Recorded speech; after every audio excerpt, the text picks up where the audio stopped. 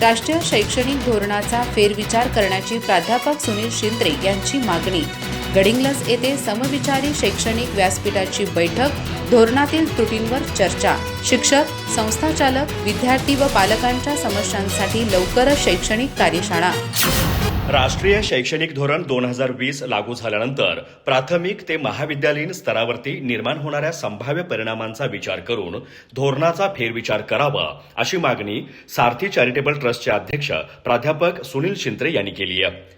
गडिंग्लज येथील सारथी चॅरिटेबल ट्रस्टमध्ये समविचारी शैक्षणिक व्यासपीठातर्फे राष्ट्रीय शैक्षणिक धोरण 2020 संदर्भात बैठक घेण्यात आली।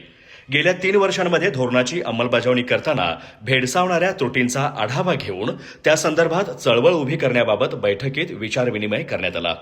प्रास्ताविकात डॉक्टर ज्ञानराजा चिघडीकर यांनी राष्ट्रीय शैक्षणिक धोरण 2020 हे शासनाने घाईगडबडीत लादलं असून त्यावर व्यापक विचारमंथन होण्याची गरज असल्याचं सांगितलं। प्राध्यापक सुधीर कुलकर्णी यांनी यूजीसीचा निधी महत्वाचा असताना शासनाने विविध निधी बंद केल्याने तसेच विद्यार्थी कल्याण योजनांवर परिणाम झाल्याने प्राध्यापकांना संशोधन करताना अडचण येत असल्याचं मत व्यक्त केलं।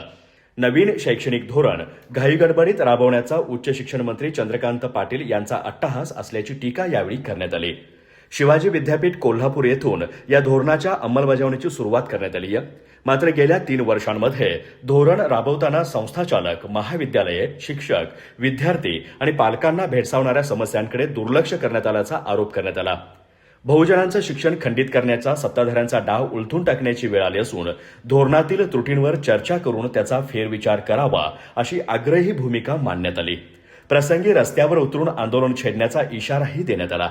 समारोप करताना प्राध्यापक उंद्रे यांनी प्राध्यापक सुनील शिंत्रे यांच्या प्रेरणेतून या बैठकीचं नियोजन झाल्याचं सांगितलं। राष्ट्रीय शैक्षणिक धोरण 2020 मध्ये विद्यार्थी संख्येबाबत जाचकाठी असून याबाबत व्यापक चळवळ उभी करण्याची आवश्यकता असल्याचं त्यांनी नमूद केलं। प्राथमिक, माध्यमिक, उच्च माध्यमिक आणि महाविद्यालयीन स्तरावरील शिक्षकांसाठी लवकरच शैक्षणिक कार्यशाळा आयोजित करण्यात येणार असल्याचंही त्यांनी सांगितलं।